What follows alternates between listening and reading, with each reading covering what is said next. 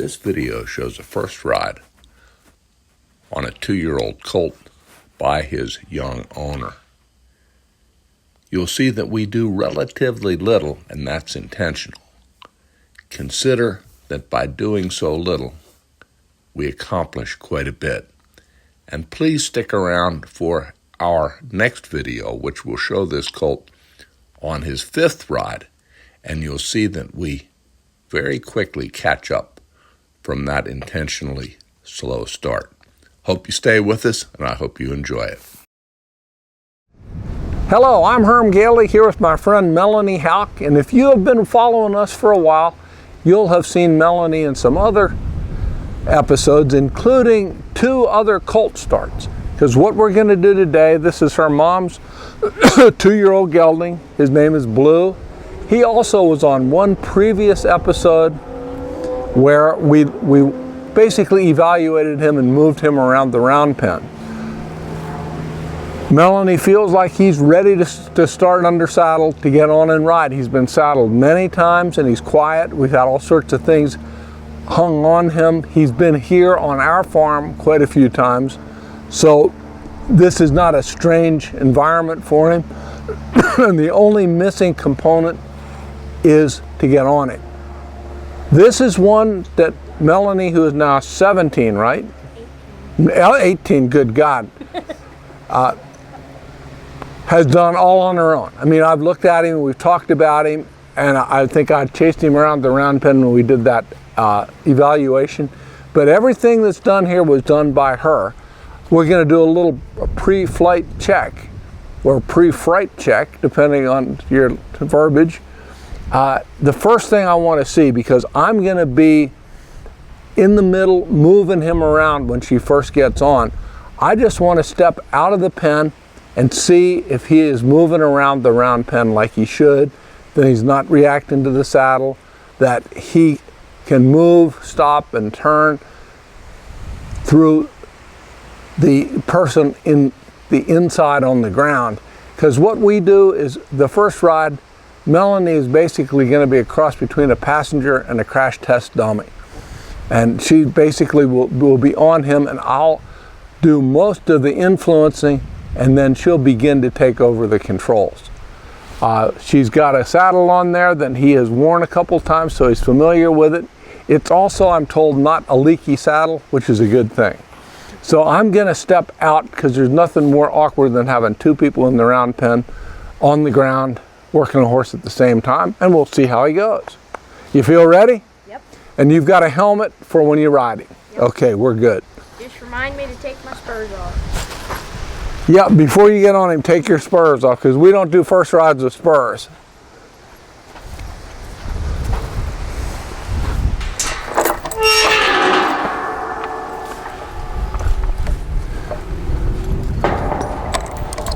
So all we're looking for is to see him move around, to loosen up, and I just want to make sure that he's responsive, respectful, and relaxed.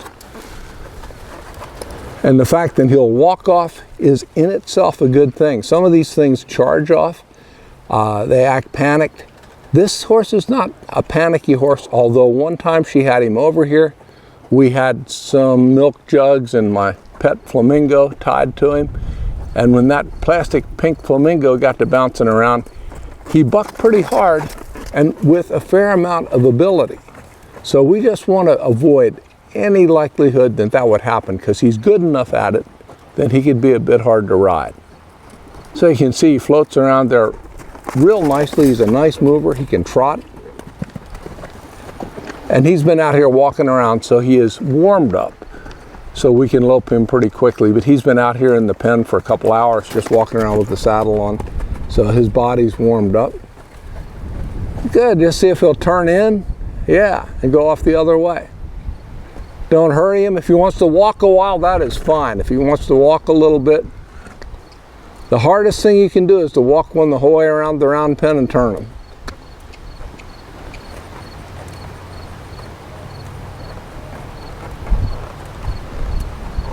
So what I'm seeing here is a horse that is calm but responsive, and that's sort of the gold standard. It's really what you want to see in your young horse. You don't want him dead. because they either remain sluggish, which isn't good, or they suddenly come to life and explode, which is even worse. But this horse is aware, but he's not upset. He was probably going to have a little more whoa than go. What we talked about, if he rides the way we think, is we're going to work him a little bit in the round pen for a couple of days, and then we'll put him on the payroll, get him outside and let him cover some country. Because he's a quiet horse, and we don't want him to learn to be dull. Because that's in there. Of course, he needs to stay on his feet also. First I've seen him stumble like that. Move him around and we'll get that, just sort of drive him forward a little. That'll take some of that clumsiness away. And just chase him just a little. Yeah, just get him to extend that little bit.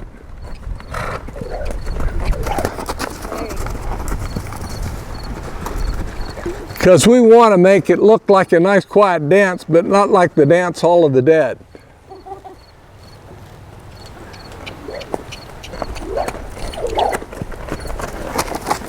That's good. See if he'll turn in.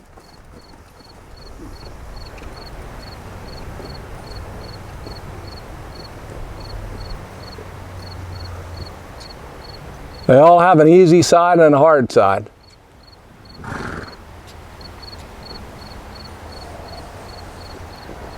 There you go. I sort of send him on, but next time he looks at you like that, he'll probably step across.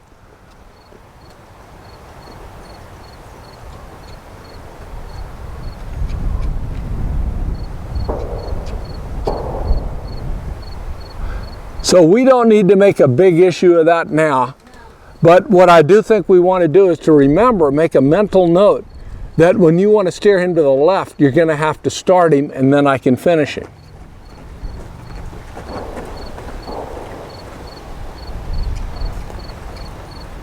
And he stops with his hip in. Yeah, he just wants to go on a little tilt. So we know he's probably going to be just a tiny bit stiffer to the left. And the way he's set up, I wouldn't want to take odds on you getting him to turn to the inside. There you go. Now, step around and turn him to the inside. So, if you can't cheat, don't play.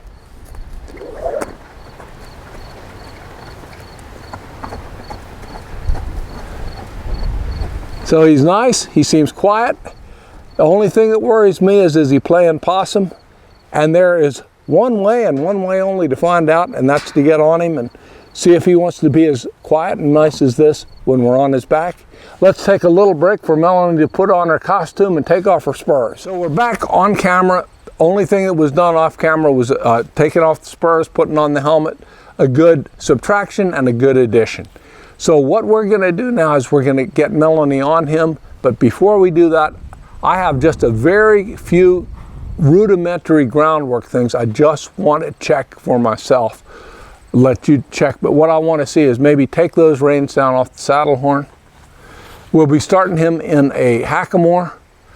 This is just a plain, easy, big, soft hackamore that he should be comfortable with, so that if you would have to take a hold of his head, you don't have a hold of his mouth, and you're not introducing two new things at once, riding and using his mouth.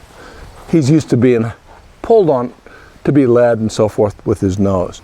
So what I want to see is maybe we can start out this way so folks can see, or tell you what, sort of get him head on to the camera. That's the way to do it. And let's just see if he'll flex his neck both ways.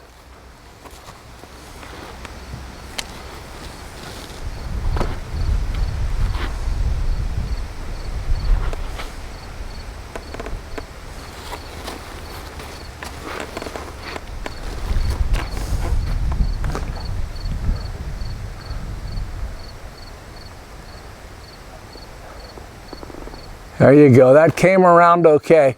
Do that one more time that way, because frankly, I would like to see that a little more bulletproof, but I think we're within the margin of safety here? There you go. The fact that he got better so quick means he really does know it. And let's try him the other way. And that's usually a stiffer way.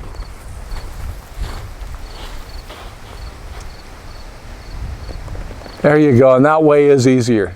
As Melanie said to me, the other way is his stiffer way. The other thing he's not doing more than a little is he's not automatically moving his feet. Now here's one other thing I think is a useful thing to have on one before you get on him. In case you need to take his face away, because if he would get upset, you want to take his face away and let him just sort of work himself around in a one rein stop. If you take his head away, don't spill him, but take it enough so that his back end will just come up and sort of double around there. But what I want to see is if you ask him to shift, as you may want to, will he move off your leg or your hand? He should move his hip over, which he's doing adequately. Yeah, that doesn't have to be bulletproof. It's just nice, and if you decide you need to help him, if you need to double him or do a one rein stop, you should be able to put that leg back there and take his hind end away from him if he doesn't just give it to you. When they're green, they usually just move that hind end around on their own when you double their head around. Let's just look at it the other way, then we're ready to dance. What we're trying to do here too is to do this in real time, so the little break was just for a costume change. So he is a little stiffer this way, but he's moving that hip around just fine. So the safety things are here. There's always a margin of uncertainty. You know this colt well. How do you think he's going to be? Fine. You think he's going to be I fine? think he'll be a little concerned the first 3 steps, and then I think he'll be all right. So what we'll do, Melanie said, you could hear her, the mic probably picked her up. She thinks he's going to be fine, but she's more worried about the first 3 steps than anything else. And frankly, more things go pear-shaped in those first 3 steps than almost any other time. The 2 times things can fall apart, and we're not going to do one of them today, is the first couple of steps, if they're bound up and they suddenly realize you're on their back, or the first time you ask them to canter. When you ask them to canter or lope the first time, just something about raising up into that motion, that's a time when a horse may be inclined to buck, and you just want to be aware of that. The odds of us cantering him today are pretty slim. I think we're just going to move him around at a walk and probably a trot. What we're going to do is we are going to use the muck bucket as a makeshift mounting block. And the reason why we're using this, even on this green horse, is when you get on a horse, you put more pressure on him than you mean to, unless you're getting on perfectly. And we don't all automatically get on perfectly. This colt's about 15 hands.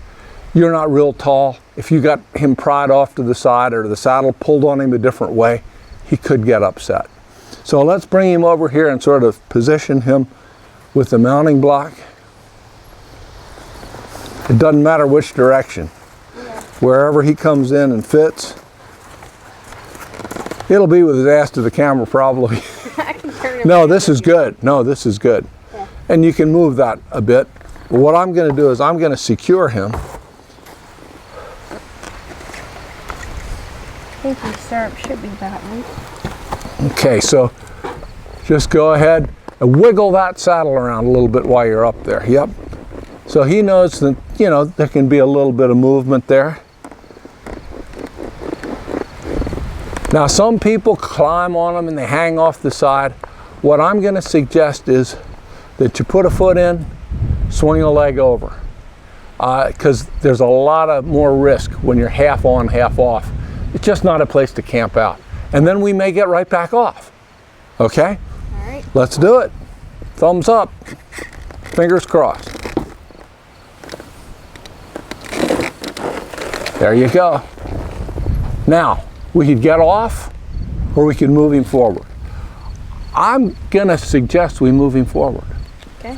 You know, because he feels fine. He's aware. And I'm going to walk him exactly 3 steps. Then I'm going to run away and hide my head until the dust clears. Okay. Don't do anything. You're going to move his head to the right, to the left, 2, 3. You're on your own. Relax.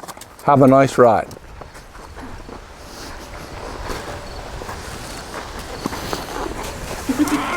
Oh, yeah. Well, I don't want you to get upset, Blue, but I do want you to move.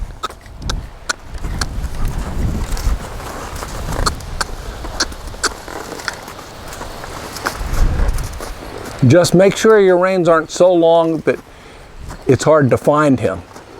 You'll know. You'll be the first to know, in fact. So don't even, that tiny bit of contact you can lose, but you just want to be able to find it. And I'm going to stay with him more than I would lunging a horse typically, because I'm, believe it or not, a little bit of support for him. I'm here to make decisions for him. It takes that burden off him. And you don't need to make any decisions, except it would be nice if you decided to stay in the middle of it. That would be a good choice. I'll tell you what I like, and maybe he'll surprise me with the flamingo. But what I like is he doesn't show one single sign of stress. So that proves to me, if it works out as I hope it does, he'll let him, and someday he's going to have to learn to walk through that, just not today.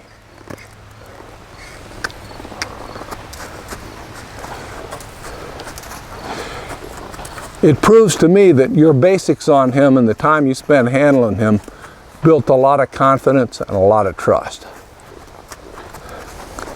Now what we're going to do is I want you to tip his nose to the right, and I'm going to help him turn in.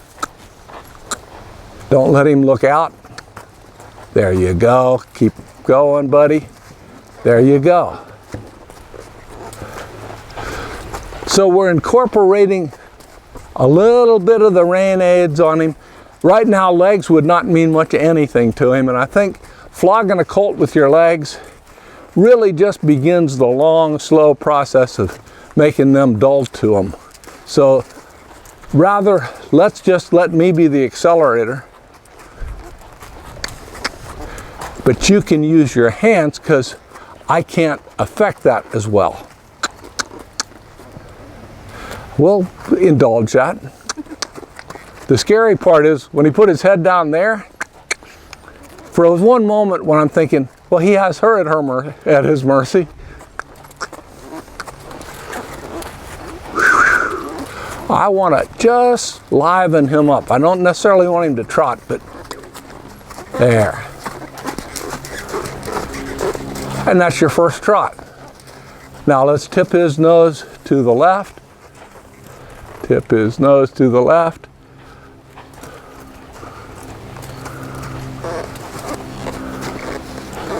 There you go, and good release. Very good release. As soon as he started to come through, you rewarded him. You didn't strangle him.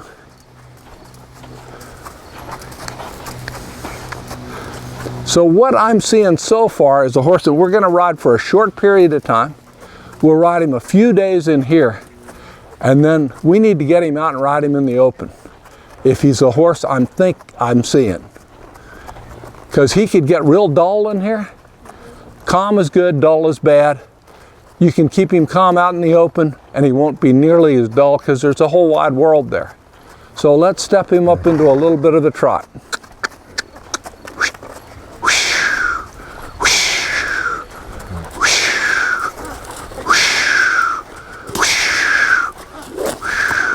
So I'm just hitting the ground behind him.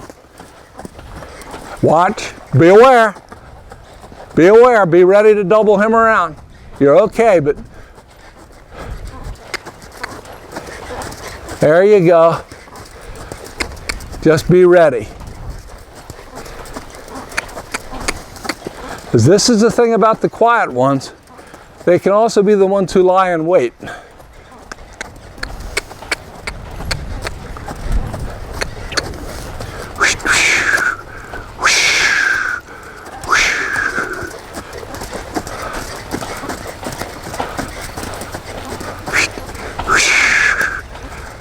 We got him past that place where he's been a little unsure. And I'm keeping him moving a little longer than I would some, just because I want him to untrack. There. See that movement? See how you feel like you're a better rider all of a sudden? Let's just sit down and let him stop.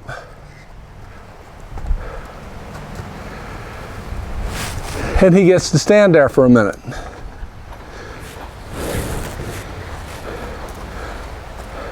And if he needs to just sort of take his head off, if he needs to move, just take his head somewhere and shape that movement. Because you don't want him to automatically come into me, which, I mean, I'm flattered that he's so fond of me, but there, just see if he'll stand there for a minute. Because the standing still is a big part of the whole deal. Now just pat him all over.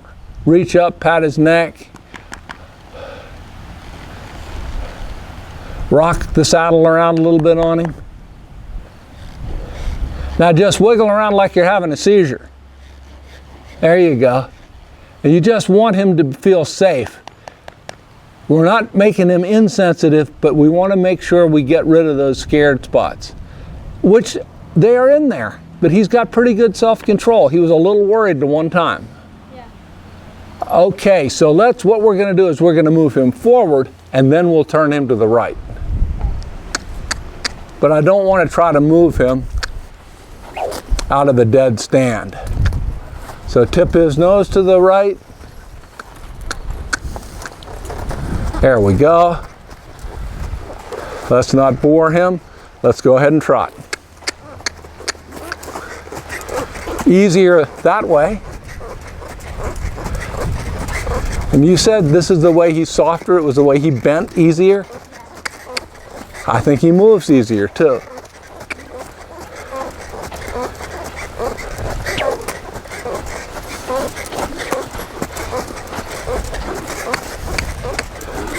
What you're doing real well, Mel, is you're staying out of his way. Just remember, if he would have another one of those little spooky fits, be ready to double him. Don't let him get ahead of you. That worked out fine the other time. Just want to keep him moving. Now this way was better, so just sit down and let him stop.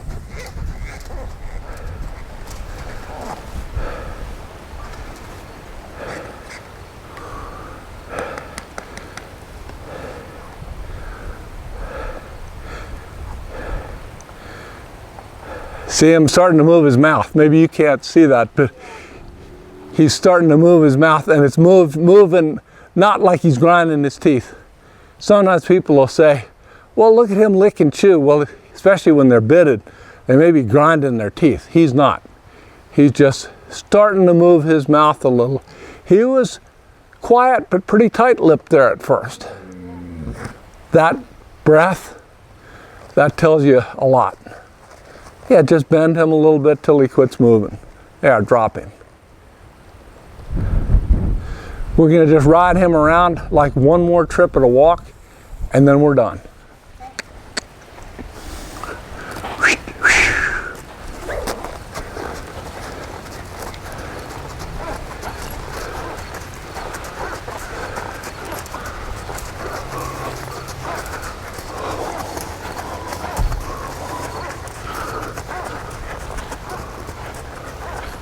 So tip his nose and see if we can keep him walking. Keep him walking. Good. I didn't really have to tip his nose that time. Well, you got him looking the right direction. Maybe he read your mind, because it looked like you were guiding him. You could have fooled us. Tip his nose, go the other way. Wait, okay, that's good. Like that.